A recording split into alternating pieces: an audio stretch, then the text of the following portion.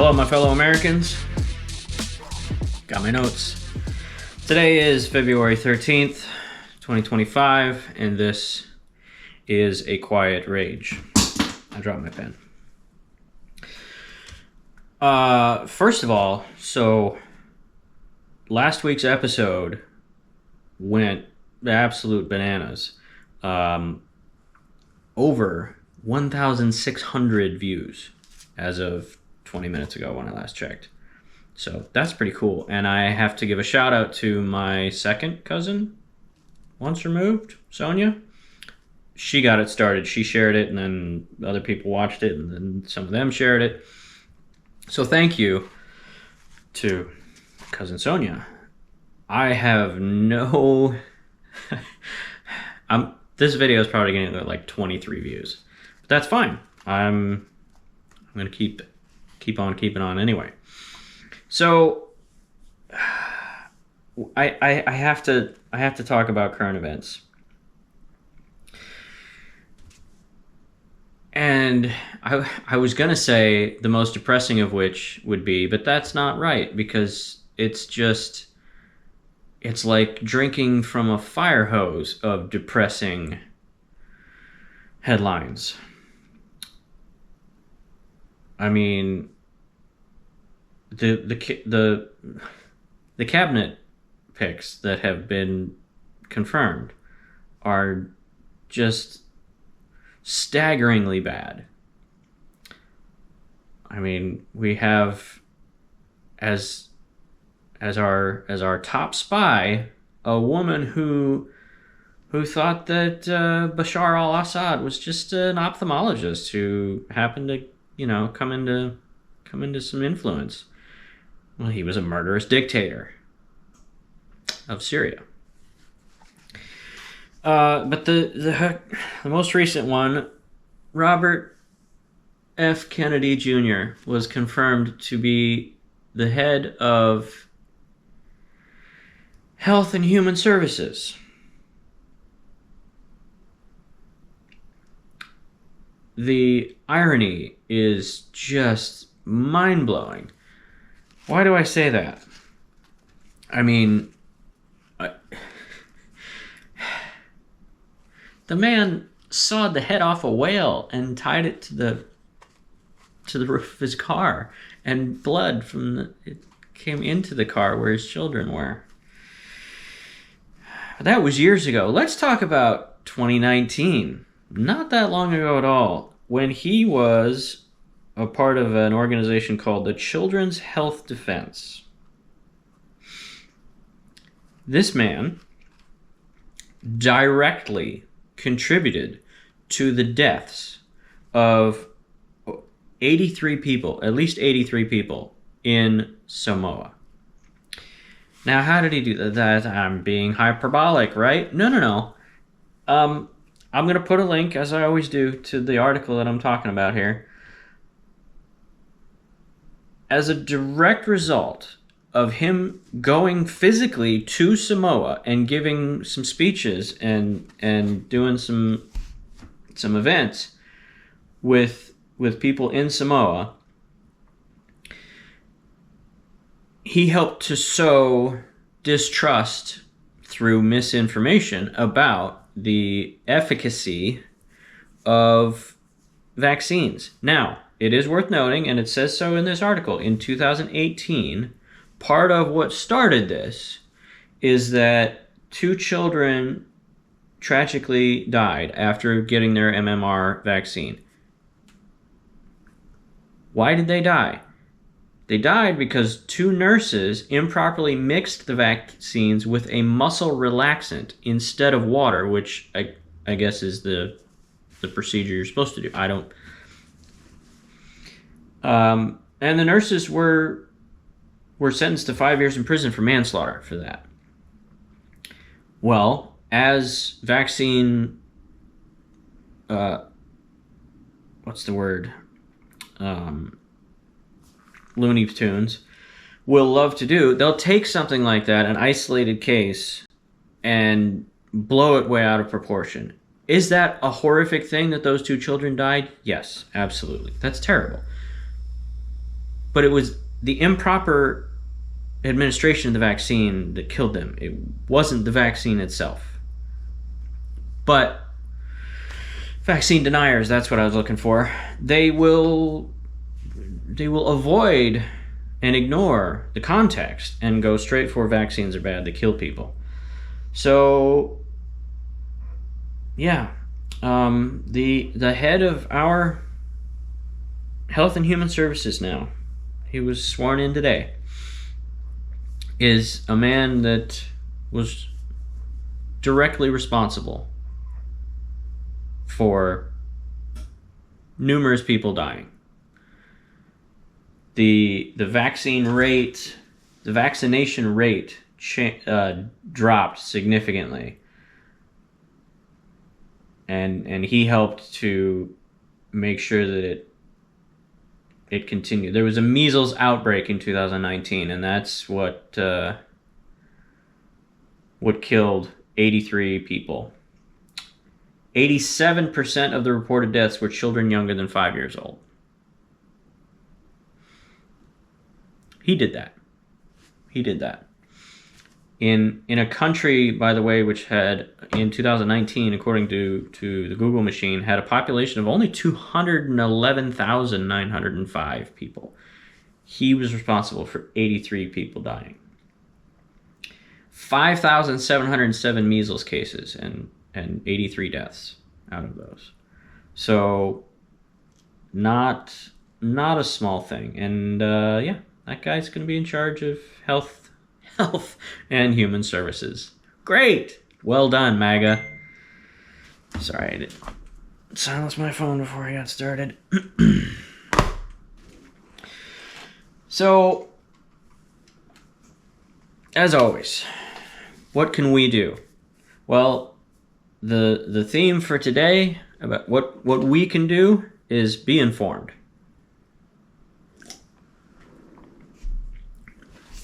I wanted to be informed because we've heard Elon Musk and the president of these United States say into multiple cameras that there's rampant fraud in USAID. I hadn't heard either of them actually cite any specific cases or instances of fraud. So I thought, you know what? Let me just check the Google machine and see what's what.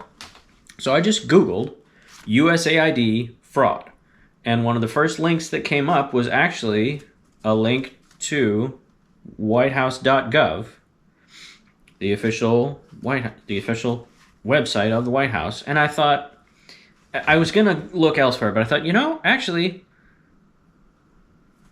this is straight from the horse's mouth, right? So I didn't get this from a news source. I got this straight from whitehouse.gov. There's a list. The link sent me to a page, the title of which, it's a fact sheet. The title of it, quote, at USAID, waste and abuse runs deep, unquote. And this was published on February the 3rd, 2025.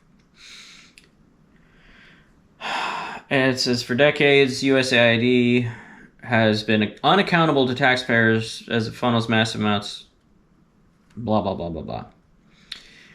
It gives 12 examples. Here are only a few of the examples of the waste and abuse. Waste and abuse are in all caps, because it makes it pop. 12 examples that were given, and then it says the list literally goes on, and this has been happening for decades. 5 of the 12 examples either deal with diversity, equity, and inclusion, and or LGBTQ issues, rights, well, not rights, but issues. $32,000 for a transgender comic book in Peru. The horror. How I mean... Anyway. And as a side note on that whole diversity, equity, and inclusion, I'm going to make it my personal standard. I'm going to try never to use the acronym, because I think when we use acronyms like that, whether it's DEI or whatever it might be, whatever boogeyman the right has come up with, LGBTQ. If you, specifically with DEI, if you say it out loud, diversity, equity, and inclusion, to me it becomes a little harder to make that a boogeyman. You're telling me you're against diversity, equity, and inclusion. Okay, please explain why those three words are bad things.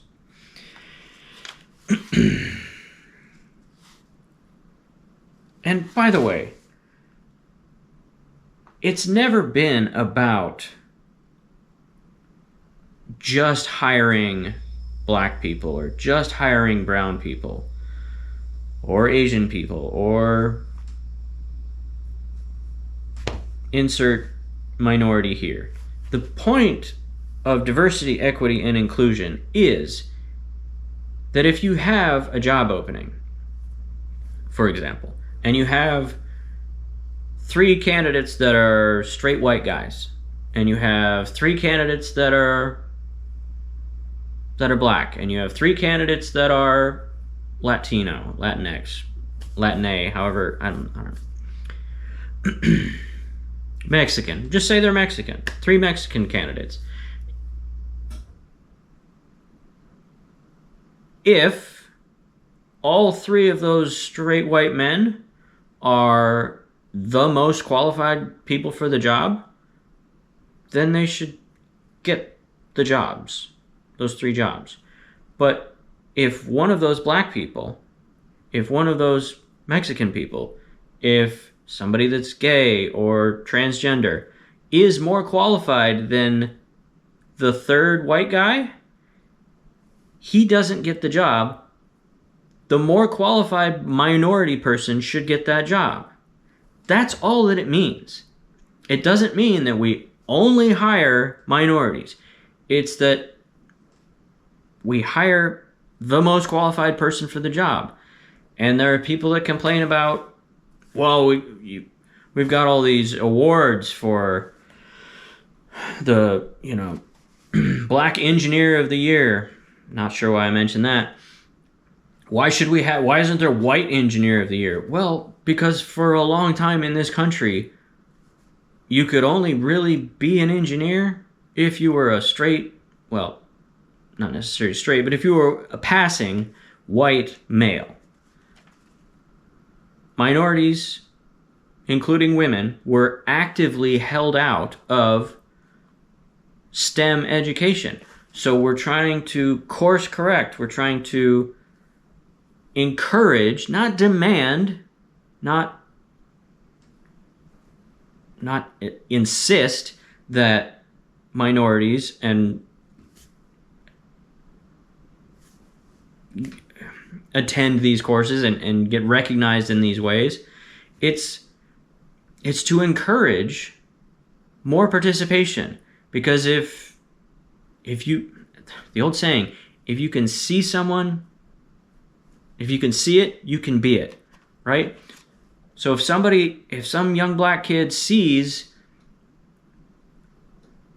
a black person being awarded Black Engineer of the Year, and they think, wow, folks like me can be engineers. I can do that. And they get that little bit of confidence just based on that. And they're like, I'm going to try. Whereas otherwise, maybe they wouldn't have. That's all we're trying to do. It's not about excluding people that are unqualified or excluding people that are qualified. It's about including people that are qualified that otherwise would have had a barrier to entry. We're trying to remove those barriers to entry. Anyway, back to whitehouse.gov and the links that are provided. And so here's the thing.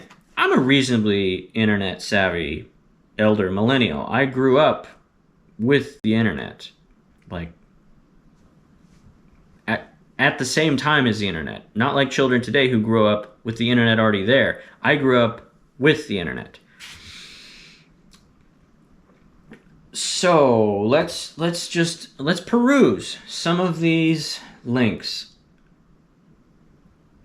Which one do I want to start with? Hard to say which one's my favorite. So right off the bat, some of these links go to the all go to the same, and this is really weird. Some of them go to an article posted on the Daily Mail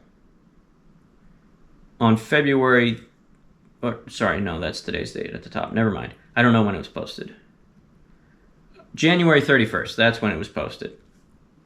Now, the Daily Mail is a British news outlet, which is known for being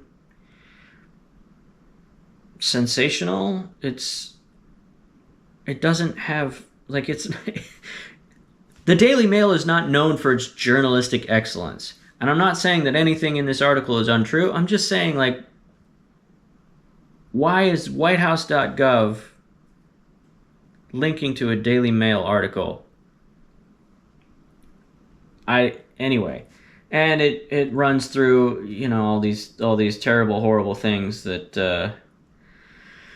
$1.5 million from Biden's administration to advance diversity, equity, and inclusion in Serbia's workplaces and business communities.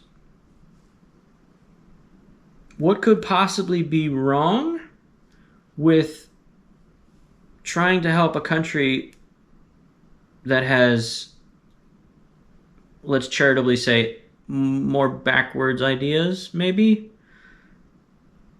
More entrenched bigotry and sexism and transphobia? What could possibly be wrong about trying to help a country like that maybe try and loosen some of that entrenched ideals? And, I mean, again, $1.5 million? That's not a lot, really, in the scheme of things. It's a lot to me. I'm sure it's a lot to you. To the U.S. government, that's not a whole lot. I just can't, I don't know. Anyway. So a bunch of those linked to that same article, which was weird.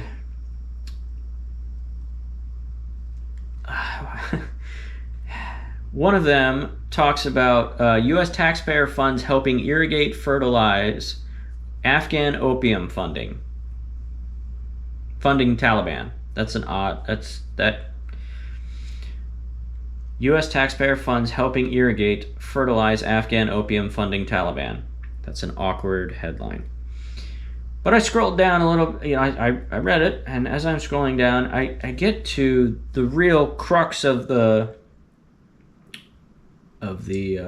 article. It's kind of buried, actually. Here it is. Quote, between 2005 and 2008,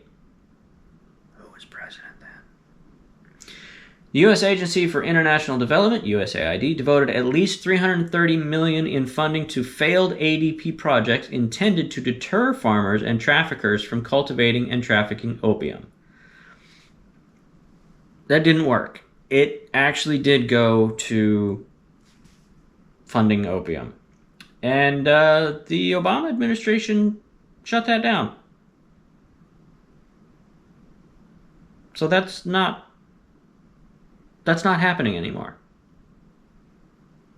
It did happen, but it's not happening anymore. Why is it on this list? A little dubious. I meant to say, as an elder millennial, an internet savvy person, when I first went to this list on whitehouse.gov and started looking at it, it wasn't immediately evident that there were actual links. I thought it was just a list. And it wasn't until I hovered my mouse over one of the dollar amounts and the little finger turned up that, oh, these are actual links, because the text is not a different color. Like you would do if you wanted somebody to know this is a link, you make it blue. And then it turns purple if you've already looked at it. This doesn't do either of those things. Not a big deal, except that we know that this is an administration that traffics in misinformation and disinformation and loves to just not tell you things when it's convenient for them as well. So the official whitehouse.gov website having a list of things, a list of links, but not making it clear that they're links, a little fishy to me. But anyway, let's continue on here. Oh, so yeah, we did that one. I'm going to save that one for last. One of the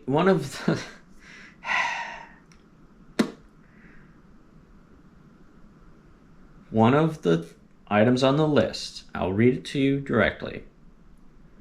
Funding to print personalized contraceptives, birth control devices in developing countries. No context. That's it. That's all it says. So I click on the link. Here it is. Scientists at the University of Texas at Austin's pharmaceutical engineering and 3D printing labs have gained U.S. federal backing to create custom additive manufactured birth control devices. This isn't money that's getting sent to these developing countries so they can do. This is people in Texas. The University of Texas at Austin. This is putting money in Americans' pockets. But wait, there's more. What are these personalized contraceptive devices to be given to people in developing countries? It's a 3D printed, customized intrauterine device, an IUD. Now, why, you might be asking, is a personalized IUD a thing that you would want? Well, as anyone who's ever had one put in or witnessed it, it's quite often exceedingly painful. So if they can be customized to the patient, the insertion can be significantly less painful and less intrusive. And again, this is money. This is money that's being spent in America. This is the U.S. government investing in America. Anyway, that's not my favorite. I saved my favorite for last. And it's my favorite because the irony. The link is $6 million to fund tourism in Egypt. That's it. That's on the list. That's all it says. So you click on the link, and the title of the article, which is from USAID's now archived website, United States commits $6 million in bilateral assistance for Egypt. For immediate release. Take a wild guess. When this was released.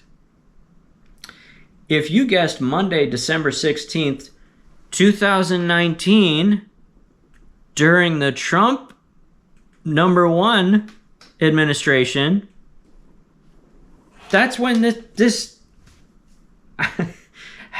U.S. Ambassador Jonathan Cohen, minister, and his counterpart made an announcement that this agreement reflects our strong and enduring partnership with the Ministry of Investment and International Cooperation and the U.S. government's commitment to the people of Egypt, especially for critical economic development efforts in the Sinai.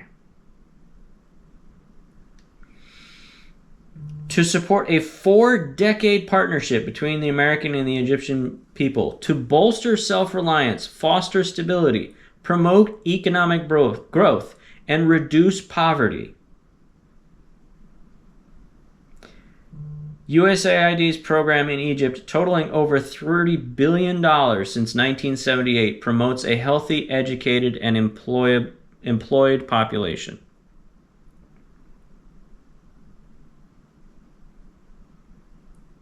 This is money,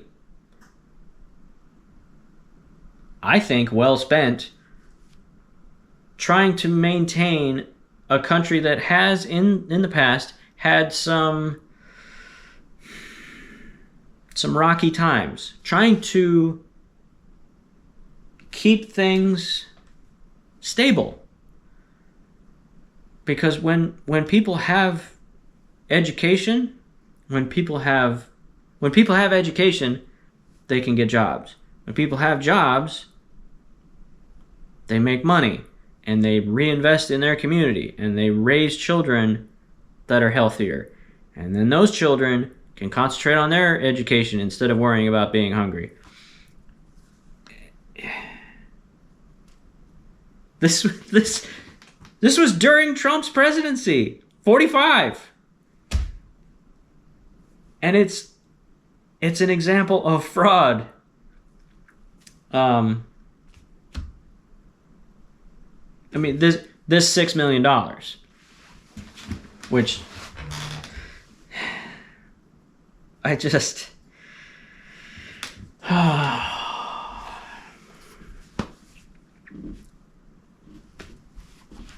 make it make sense.